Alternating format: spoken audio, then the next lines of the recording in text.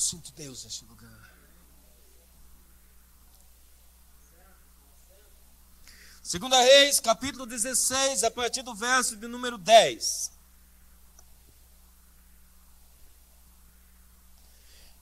Diz assim a palavra do Senhor: Então o rei Acaz foi a Damasco a encontrar-se com Tiglat-Pileser, rei da Síria, e vendo ali um altar, enviou dele ao sacerdote Urias a planta e o modelo segundo toda a sua obra.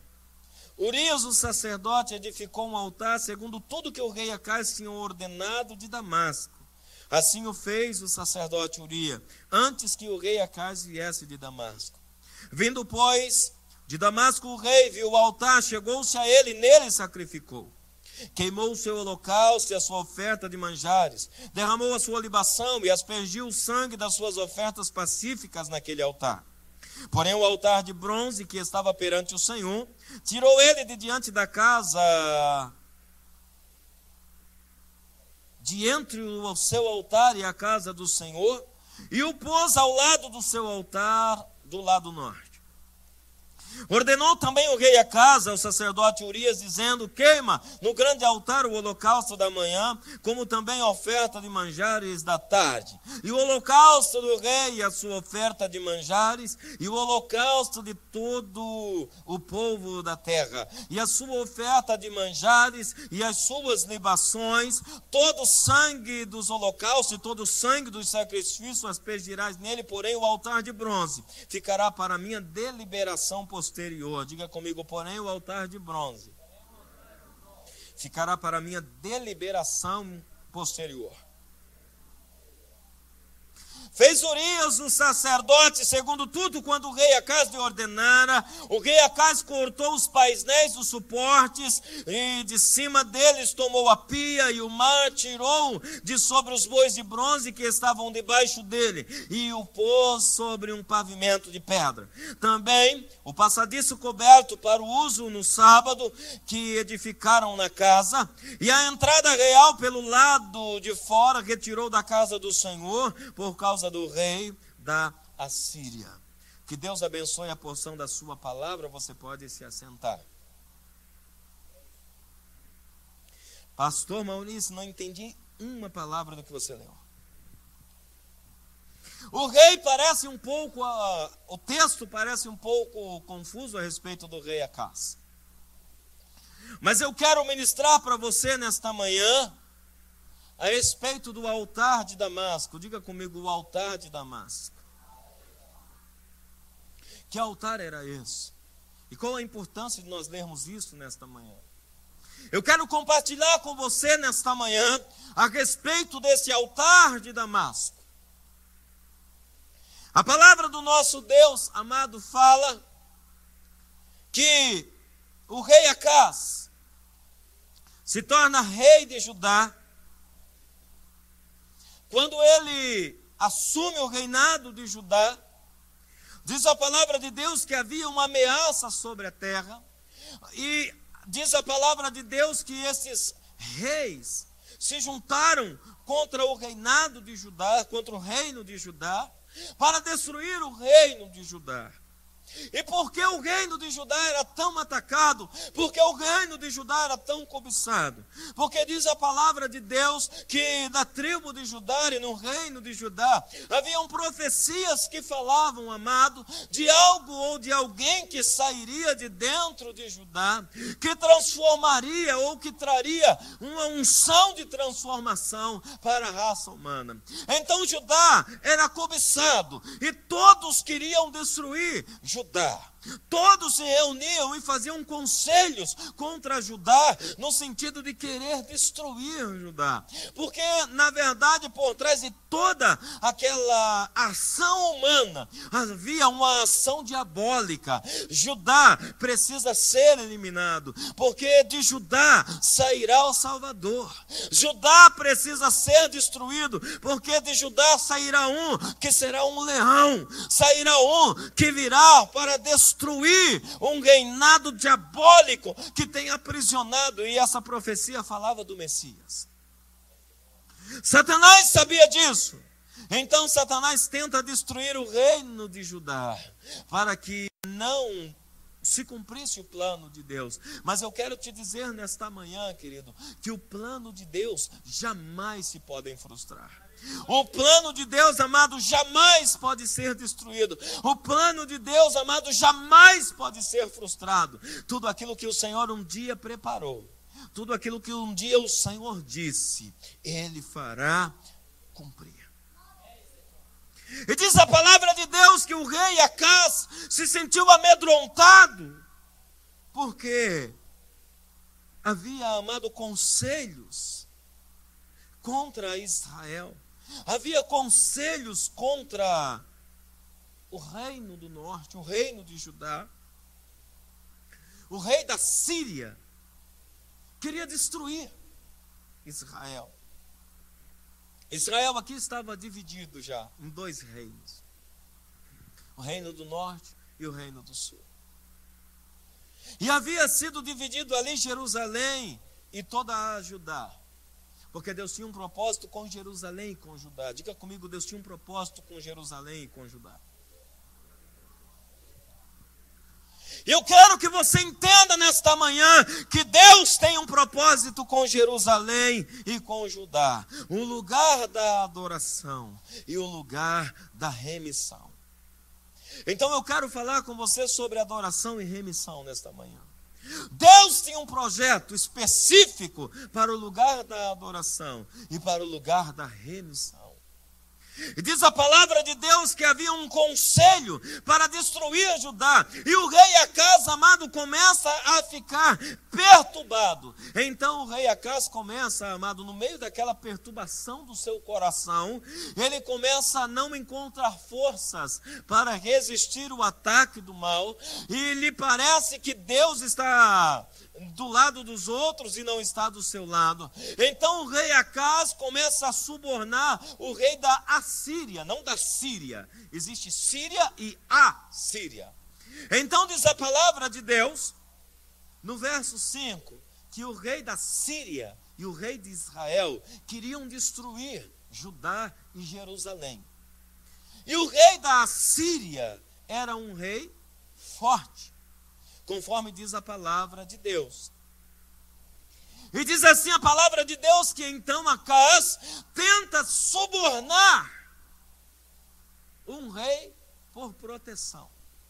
Porque ele não tinha, amado, uma confiança plena em Deus, que Deus era capaz de lhe proporcionar socorro e escape.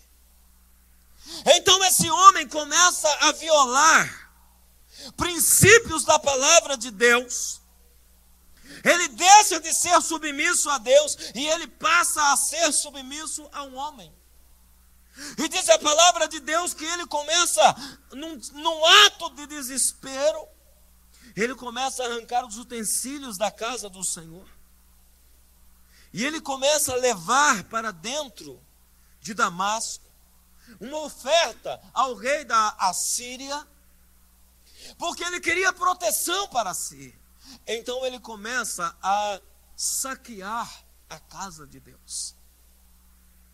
E eu quero falar com você nesta manhã sobre alguém que começa a saquear a casa de Deus. Sobre alguém, amado, que entra num desespero e começa a tirar aquilo que é de Deus em troca de uma proteção. Pastor, eu não estou entendendo onde você quer chegar com isso.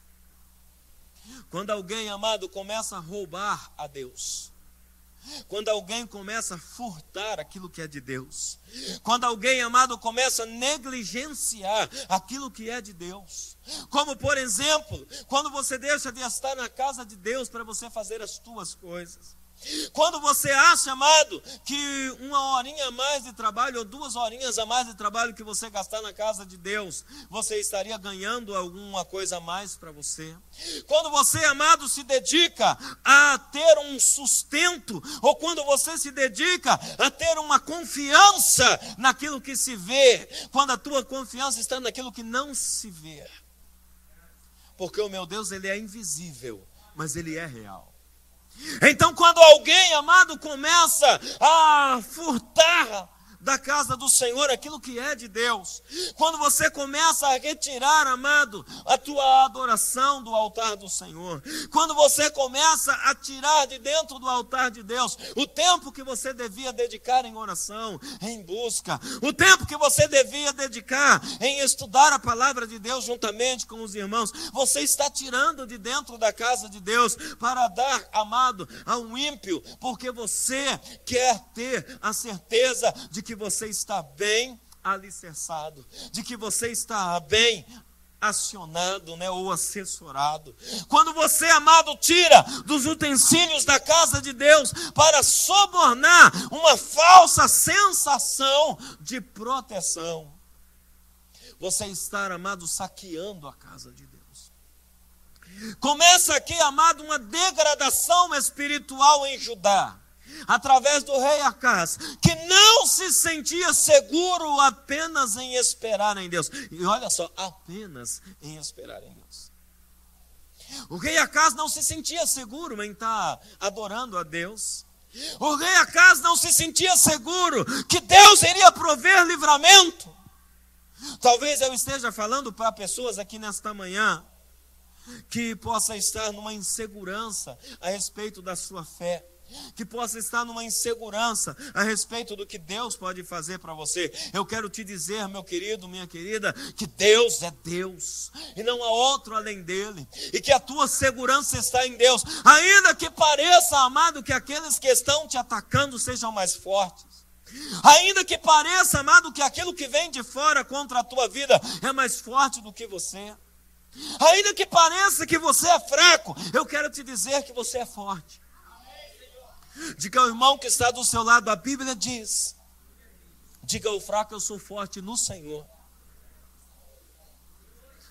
A palavra de Deus diz assim: diga ao fraco, eu sou forte em Deus. E eu acho interessante esta palavra, porque Deus não está dizendo: diga você que se sente em fortaleza, diga você que se sente forte, como eu sou forte. Não. Ele está dizendo: diga o fraco, eu sou forte em Deus. Então, numa ação desesperadora, ou numa ação desesperada, o rei Acaz começa a saquear a casa de Deus, para subornar um suposto apoio, para subornar uma suposta segurança. Eu quero te dizer, querido, que a tua segurança está em Deus. A tua segurança não está em homens. A tua segurança não está, amado, naquilo que o homem pode fazer. Não. A tua segurança está em Deus. Talvez você olhe, amado, e diga: mas eu tenho estado tão fraco, eu preciso me fortalecer. Fortaleça-se no Senhor. O rei Acaz, amado, começa a fazer uma análise da sua vida e começa a se desesperar, porque ele começa a dizer: poxa vida, está todo mundo prosperando e eu não, está todo mundo se fortalecendo, está todo mundo fazendo aliança, inclusive Israel fez aliança, o Reino do Sul fez aliança. Por que eu não posso fazer aliança? Porque você tem uma promessa, porque você foi escolhido por Deus, porque é de você que Deus irá tirar o remanescente. É de você que Deus quer fazer, e com você que Deus quer fazer. Deus quer tratar com você, porque Deus usa as coisas vis para confundir aquelas que pensam que são poderosas. Talvez você olhe para você nesta manhã e você diga: eu sou incapaz. Eu quero te dizer que toda incapacidade diante de Deus desaparece. Talvez eu esteja falando para pessoas que adentraram aqui nesta manhã, dizendo: isso não é para mim. Deus fez promessa, mas isso não é para mim. Eu quero te dizer, filho, que se tem uma coisa que Deus ama fazer, é contrariar o pensamento humano. Quando eles olham para alguém e não dá nada por aquele alguém, como Deus ama isso, amado. É desse que Deus se agrada. Quando as pessoas olham para você e dizem assim: não vai vingar, Não vai dar certo. Imagina, que sonhos grandes, como é que camarada petulante. Que camarada ousado. Eu quero te dizer que Deus ama contrariar a lógica humana. Diga ao irmão que está do seu lado, Deus ama contrariar a lógica humana. Amado, quando os homens pensam que não vai dar nada, quando os homens pensam que não vai dar certo, é justamente esse que Deus escolhe. Deus olha para ajudar, era um reino pequeno, mas era um reino de adoradores. Deus olha para ajudar, e Deus escolhe Judá para trazer o remanescente diante dele. Porque, amado, era esse que Deus queria usar. Eu quero te dizer nessa manhã que é você quem Deus quer usar.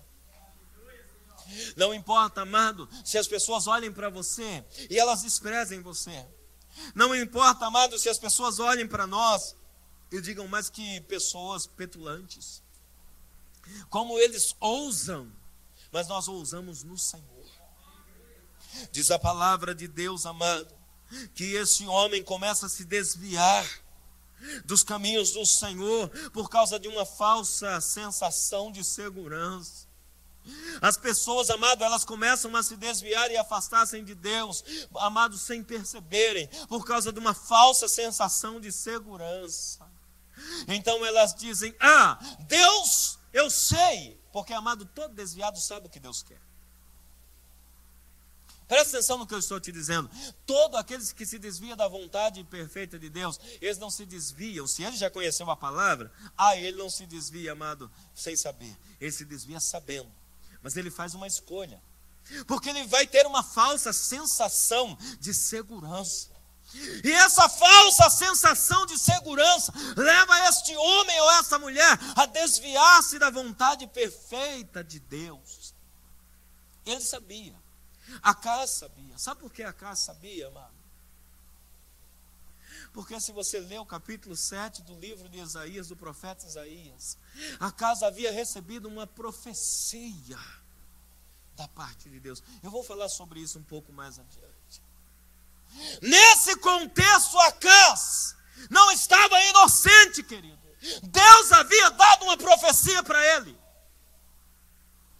O problema é que quando os homens põem os olhos naquilo que é visíveis, eles ignoram até a direção do Espírito de Deus. Diga ao irmão que está do seu lado, quando os homens colocam os olhos naquilo que é visível, eles ignoram até a direção do Espírito. Quando os homens, amado, colocam os olhos e começam a analisar, humanamente falando, eles começam até a ignorar a direção do Espírito de Deus. Não que eles não saibam que Deus fez a promessa, mas eles passam a ignorar a diretriz do Espírito Santo, a direção do Espírito Santo de Deus. Eu não sei se você conhece pessoas assim, eu conheço um monte de pessoas que resolveram ignorar a palavra de Deus, de pessoas que resolveram ignorar aquilo que o Espírito de Deus disse, simplesmente porque elas não se sentiam seguras. E sabe por que elas não se sentiam seguras? Porque elas faziam paralelos com quem estava vivendo fora da promessa. Eu quero te dizer uma coisa nesta manhã, e eu quero que você preste atenção. Por que é que parece que aquele que está vivendo fora da promessa está melhor do que eu? Porque a Bíblia diz que ele já recebeu o seu galardão, não tem mais nada para ele.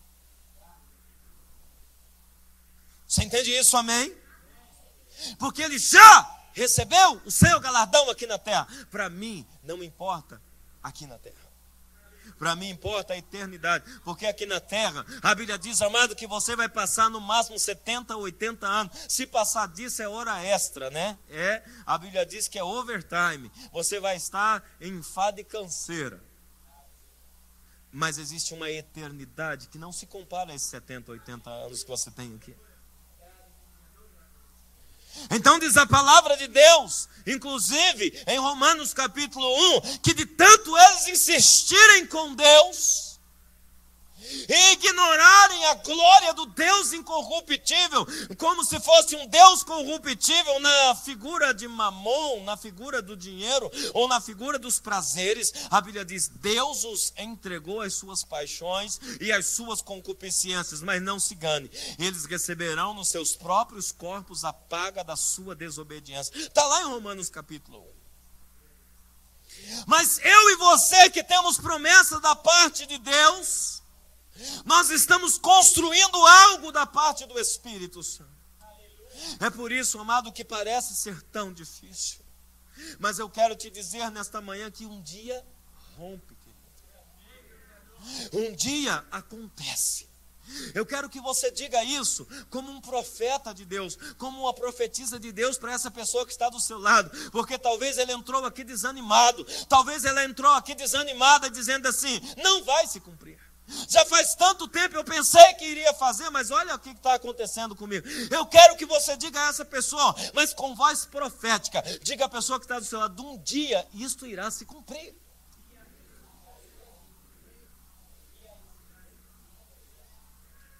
Você acha que não, querido? Eu acho que sim. Aliás, eu não acho, eu tenho certeza. Isso irá se cumprir. Ainda que pareça absurdo, e pareça que você está ficando para trás. Porque se olhasse para o rei da Síria, e se olhasse para o rei de Israel, parecia que Judá estava ficando para trás. O rei Acaz se desespera quando ele olha para os olhos dele mesmo, com os olhos dele mesmo, e ele diz: eu estou ficando para trás, eu estou ficando desatualizado, eu tenho que fazer alianças. E o Senhor diz: a tua aliança é comigo, a tua aliança é comigo. Diga à pessoa que está do seu lado: a tua aliança é com Deus. Diz a palavra de Deus, amado, que ele começa a se desviar. Primeiro, ele tira os tesouros da casa do Senhor para subornar uma falsa sensação de segurança. Diga: os tesouros da casa do Senhor sendo negociados. Os valores e os princípios da casa de Deus sendo negociados. Se você olhar hoje, amado, para dentro da igreja, não estou dizendo esta igreja, a igreja num geral, a igreja do Senhor na terra, a igreja que se denomina cristã, a igreja que se denomina evangélica. Se você olhar hoje para dentro da igreja, você vai ver, amado, princípios e valores sendo negociados em troca de uma falsa sensação de segurança. Irmãos, o evangelho tem se tornado instrumento de negociação e barganha. Porque existem valores que estão sendo negociados. Não negocie o valor, amado, não negocie a tua unção. Eu quero te pedir nesta manhã: não negocie a tua unção. Eu quero te pedir nesta manhã: não negocie o teu chamado. Em troca, amado, de bolotas, em troca, amado, de coisas que vão te satisfazer momentaneamente, não negocie o teu chamado em troca de uma falsa sensação,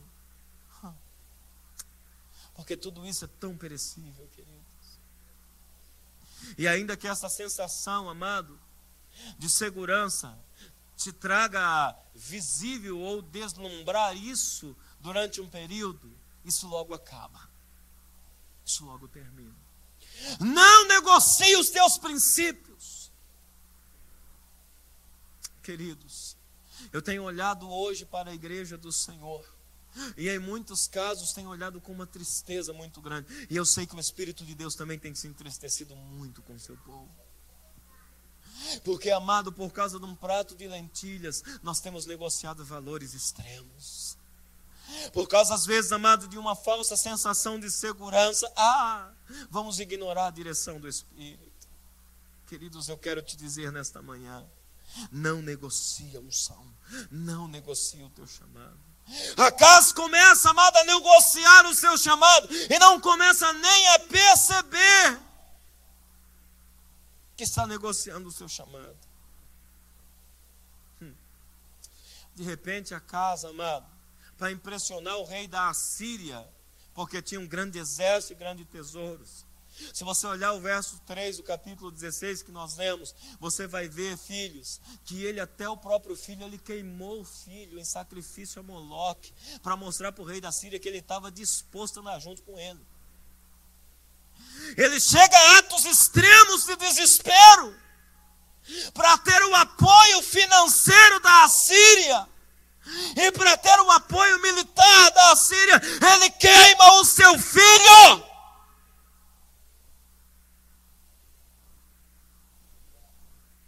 Diante de Moloque, está aqui no versículo 3. Começa a negociar. E então ele vai fazer uma visita em Damasco. E quando ele chega em Damasco, ele fica deslumbrado com tudo aquilo que ele vê. Uau! Como esse cara é próspero. Diz a Bíblia no capítulo 28 de 2 Crônicas, no verso 23. Pasme você. 2 Crônicas 28, 23. Diz a palavra de Deus que quando Acás chega na Síria, ele diz assim: está vendo como os deuses da Síria têm ajudado eles? Está vendo como o Deus da Síria tem tornado eles poderosos? Eu quero ser rico que nem esse cara. Não importa se não é o Deus Jeová, mas se está fazendo, eu quero. Não importa se é o Deus da Bíblia, mas se ele está prosperando, estou dentro. Está lá em 2 Crônicas 28, 23, o absurdo. E ali, amado, ele se converte à religião assíria. Porque ele diz: se o meu Deus não está me prosperando, está me colocando em agonia, e o Deus da Síria está prosperando a Síria, por que então não mudar de time? E ele então, amado, ele começa a adorar o rei da Síria, o Deus da Síria, que eram deuses, amados, demônios, figuras de demônios, relacionados à riqueza, relacionado à luxúria, relacionado aos prazeres carnais. Ele disse: é isso que eu quero para mim. E diz a palavra de Deus que a segunda coisa que ele faz, ele copia o modelo de adoração assírio. Então ele manda fazer um altar, ele manda planta para Jerusalém. Um altar pagão começa agora a ser erguido no lugar onde era para ser erguido a adoração. E tudo isso muito sutil, tudo isso sem a pessoa perceber. Então no altar da adoração, agora existe um altar pagão. Até rimou, né? Mas é uma rima destrutiva. A pessoa vai, amado, se degenerando. E a pessoa vai se afastando de Deus. E no lugar onde era para haver o altar da adoração, agora está havendo um altar pagão. E a pessoa não está percebendo. Mas tudo aquilo enche muitos olhos. Tudo aquilo é tudo muito grande. Ele vira para o sacerdote, outro tapado, que faz o que o rei manda. Quando ele volta, ele diz: esse altar é muito grande. Olha como é impressionante esse altar. Quer saber? Tira o altar de Deus do lugar onde está e põe o meu altar lá. Então ele começa, amado, copiar o modelo e a substituir o altar de Deus pelo seu próprio altar. Então ele diz: olha, queima o sacrifício que Deus mandou queimar, mas no meu altar. E aí ele começa a enquadrar Deus no meu querer.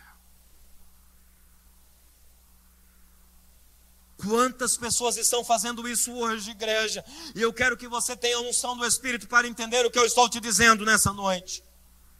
Quantas pessoas estão querendo enquadrar a adoração de Deus, mas tem que ser no meu altar. Não é no altar que Deus designou que fosse. Então retira o altar de Deus, que está um pouco demodé, está um pouco fora de moda, está um pouco quadradão, né? Olha o altar que a Síria tem para mim. Olha o modelo, olha a grandiosidade disso, cara. Só de olhar para isso você já treme nas bases. É algo que enche os olhos. Então eu vou adorar a Deus, porque Deus vai me aceitar do jeito que eu sou. A Bíblia diz assim: Deus te aceita que você venha como você está. Mas uma vez que você veio, tem que haver mudanças e transformações. Deus não lançará fora ninguém, mas ninguém pode continuar da mesma maneira diante de Deus, e não é você que vai ditar a regra. Eu vou adorar, mas vai ser do meu jeito, no meu altar assírio, porque é pomposo, lindo, maravilhoso, que enche os olhos, mas vai ser do meu jeito. Eu tenho para te dizer nesta manhã que se não for do jeito de Deus, não vai ser de jeito nenhum. Se não for do jeito do Espírito, não vai ser de jeito algum. Não se desvie da verdade de Deus, ainda que ela te traga dores, ainda, amado, que ela te traga cruz, ainda que ela te traga espinhos, ainda que ela te traga pedras no caminho, ainda que o caminho comece a ficar estreito demais, ainda que a porta comece a diminuir demais, não abra mão de viver no projeto de Deus, naquilo que Deus te mandou viver. Não começa a inventar situações e circunstâncias para tornar o caminho mais leve. Não começa a ficar cheio de invencionices para que o caminho se torne mais atrativo. Se Deus disse que é assim, tem que ser assim. Irmãos, nessa manhã eu recebi uma folha contendo uma série de questões e argumentos, entre aspas, teológicos, que algumas igrejas estão ensinando por aí, que uma vez salvo, salvo para sempre, que uma vez que você aceitou Jesus e nasceu de novo, tem tolerância para o seu pecado? Sim. Eu quero te dizer, não tem. Eu quero te dizer, amado, que você não pode substituir o altar de Deus pelo teu altar. Você não pode substituir aquilo que Deus colocou como regra. Sabe o que ele faz, amado? Além dele colocar o altar dele, ele leva o altar de Deus assim, ó, põe lá no pátio da minha casa, que eu vou dar um trato nesse altar aí. E ele começa a descaracterizar o altar de Deus. Veja aqui no capítulo 16, no verso 17, ele começa a descaracterizar o altar de Deus. Então diz assim no capítulo 16, verso 17: o rei Acás cortou os painéis dos suportes do altar de Deus, tirou de cima a pia, tirou o mar de bronze que estava sobre, tirou de sobre os bois de bronze que estavam debaixo dele, e o pôs sobre um pavimento de pedra. Eu acho que a adoração tem que ser assim, não é do jeito que Deus diz. Esse negócio está exigindo demais.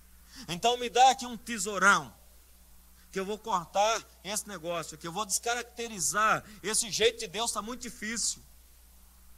Eu quero te dizer, amado, que quem corta a cruz, para ela ficar mais leve, vai ter problema na passagem. Porque existe um abismo, e você vai usar a cruz para atravessar o abismo. Diga ao irmão que está do seu lado, existe um abismo, e você vai usar a cruz para atravessar o abismo. Literalmente existe um abismo, está lá em Lucas 16. Está posto um abismo entre nós e você. Quem está lá não passa para cá, quem está cá não passa para lá, e tem um abismo. Cortou a cruz, amado, não dá para atravessar.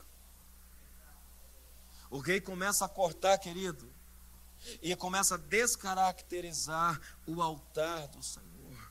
A palavra de Deus diz, amado, em 2 Pedro, capítulo 1, versículo 20, que a palavra de Deus, a profecia contida na palavra de Deus, ela não é de particular interpretação. Eu não tenho que interpretar o que está na Bíblia, eu tenho que viver e obedecer o que está contido nela. Ah, pastor, mas cada um interpreta do jeito que quer. Mentira. Mentira. Pastor, mas cada um vive do jeito que entender. Mentira!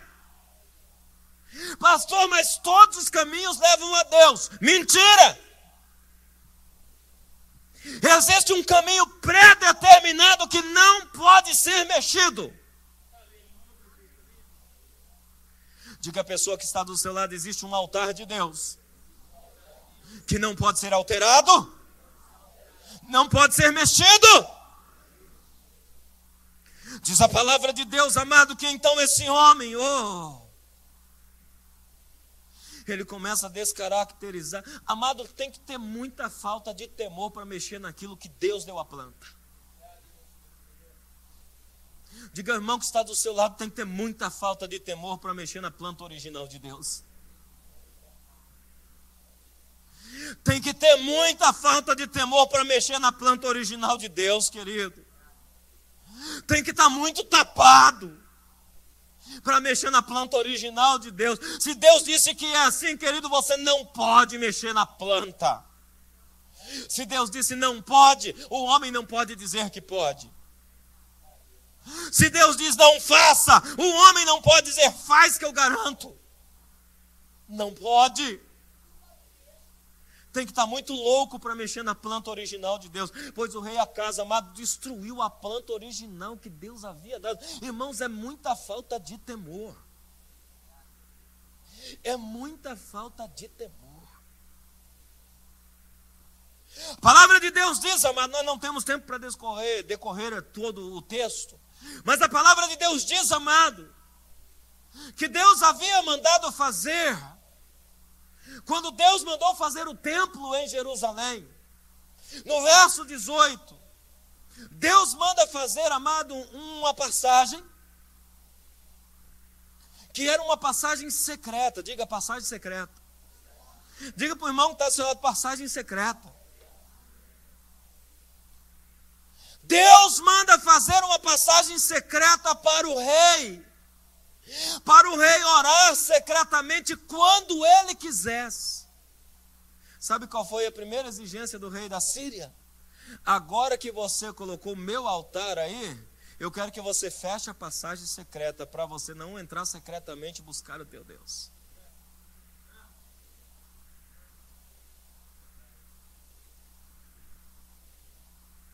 Você sabe o que estão ensinando agora? E eu quero ensinar isso para você ao contrário. Estão ensinando que crente não precisa orar mais. Está decretado. Crente não precisa orar. Você sabia que está decretado? Que crente não precisa orar mais? Os mesmos que decretam que o crente pode pecar, agora crente também não pode orar. Está decretado em algumas igrejas que crente não precisa orar, porque oração é um fardo. Você precisa se livrar desse fardo. E com base na Bíblia, tá? Eles usam a Bíblia. Está aqui na minha folhinha que eu recebi aqui. Salmo 139. Sabe por quê?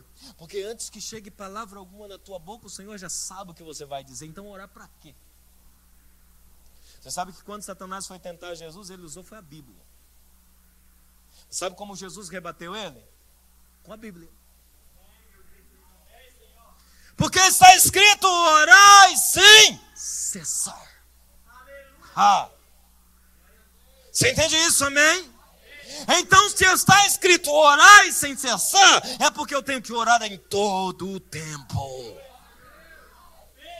Não importa se vão querer fechar a porta do acesso. Sabe por quê? Porque a única chance de alguém voltar para Deus é buscando Deus.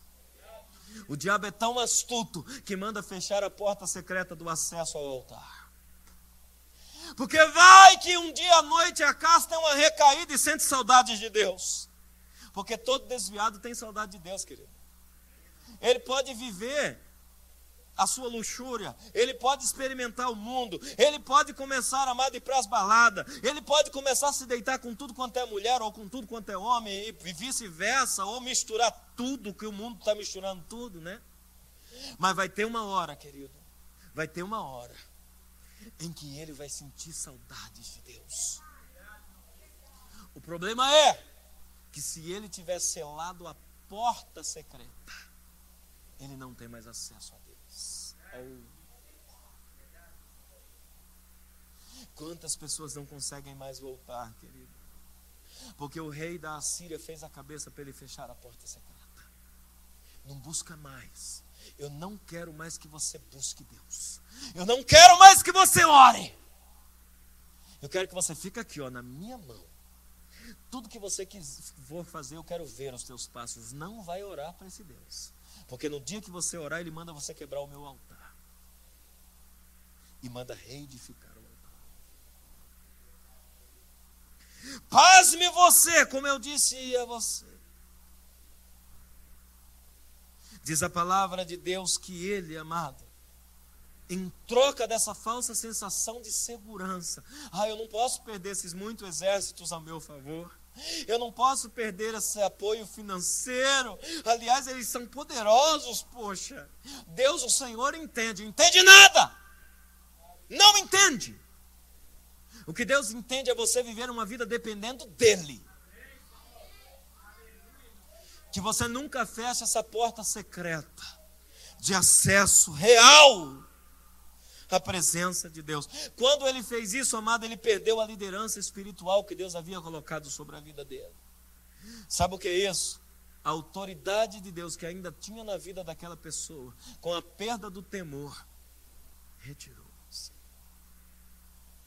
Então essa pessoa se torna um obstinado. Diz a palavra de Deus, amado, que Acaz morre sem voltar para Deus. Sabe por quê? Porque ele havia fechado a porta de acesso a buscar a Deus. Ele morre desviado. Mas diz a palavra de Deus, amado, que não foi por falta de aviso. Se você pegar Isaías capítulo 7, eu não tenho tempo para falar sobre todo o capítulo 7 de Isaías. Você vai ver que veio a palavra do Senhor ao profeta Isaías. E o Senhor disse: pega, Isaías, o teu filho, Seá-Jezube, e sobe falar com Elcás.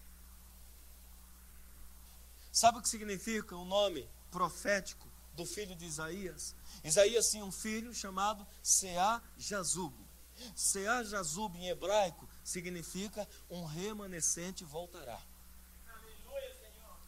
Antes desse cara entrar nesse desespero absurdo, Deus havia dito para ele: eu tenho um remanescente preparado para você. Está aqui um ato profético consagrado diante do Senhor. Um remanescente voltará para Deus.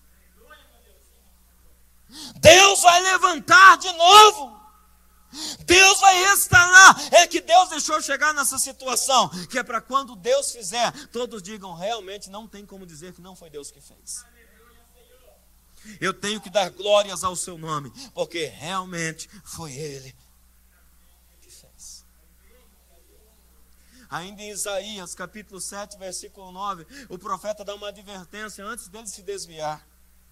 O profeta diz assim: eu vim aqui como profeta de Deus em dizer que Deus sondou o teu coração e está vendo que teus pés estão vacilantes, está vendo que você está temendo diante dos inimigos, está vendo que você está pensando que está empobrecendo e os outros estão enriquecendo, está vendo que você está desesperado em fazer aliança. Não faça aliança com deuses pagãos, porque se você fizer aliança com Deus pagão, o Senhor se retirará de você, meu filho. Mas se você não crer, você não vai poder ficar firme. Isaías 7,9, diga para o irmão que está do Senhor: se você não crê, você não vai conseguir ficar firme. Diga para o irmão que está do outro lado: se você não crê, você não vai conseguir ficar firme. É pela fé. É pela fé. É pela fé. Diga para o irmão que está do seu lado: é pela fé. É pela fé que você irá vencer. Se você não crer, certamente você não ficará firme. Antes dele se desviar, sabe o que Deus diz no capítulo 7, no verso 11 de Isaías? Acas, pede um sinal para mim. Eu vou te mostrar que eu sou o teu Deus, Acas. Amado, Deus faz de tudo para a pessoa não se desviar. Amado, uma pessoa que se desvia é porque ele colocou uma obstinação no seu coração. Isaías capítulo 7, verso 11. O profeta Isaías chega para Acas e diz assim: Deus me manda te dizer, Acas, para que Deus esteja contigo, que Deus está com você, para que você saiba que Deus está com você. Pede-me um sinal, o Senhor pede. Sabe o que ele diz? Sinal nenhum pedirei ao Senhor. Não fez até agora porque não quis fazer. Se eu fosse o profeta, tinha dado um murro na boca dele.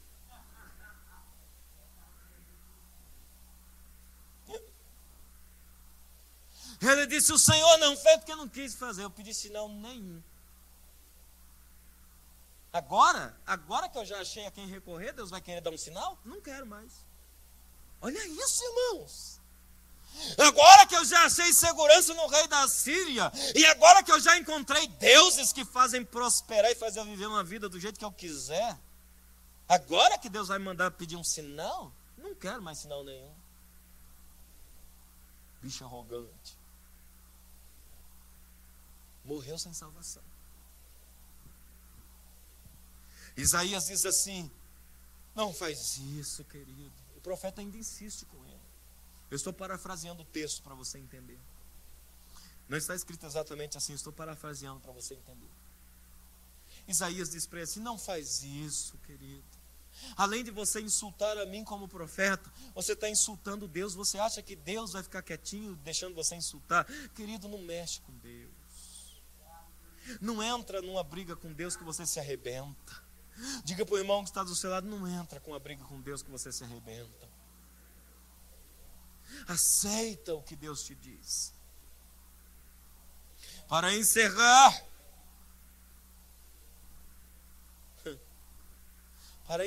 igreja, Isaías 7,14, ainda dentro do contexto da profecia para o rei Acas. Sabe o que Deus anuncia para Acas, amado? Que não havia anunciado para ninguém.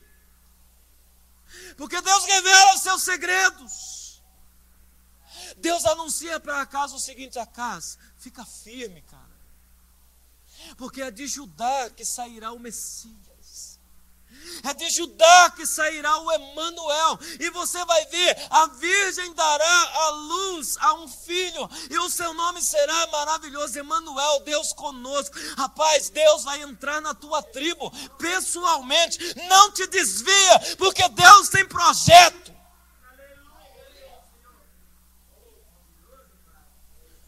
Não descaracterize o evangelho do Senhor, porque Deus tem projeto. O Emanuel está conosco, querido. Mas mesmo assim o rei Acas se desviou. Mesmo assim o rei Acas não quis saber do Emanuel. Mesmo assim Acas virou amado, esse cara tinha tudo para ser o rei. A nenhum rei de Israel Deus havia dito isso. Imagina só você, que a coisa poderia ter sido resolvida ali mesmo. Imagina que depois disso Jesus ainda teve que esperar quase 900 anos depois de Acas para Jesus nascer, porque Acas não creu. Se Acas tivesse crido, teria antecipado a vinda de Jesus. Às vezes, amado, você não pode, amado, fazer a coisa ser adiantada, mas você pode atrasar. E aquilo que você tem tudo para viver, você pode deixar de viver por arrogância ou por falta de fé. Eu quero que você se coloque de pé. Eu quero orar com você nessa noite, nessa manhã. Eu ultrapassei 15 minutos, mas eu quero que você guarde essa palavra aqui. Muito obrigado.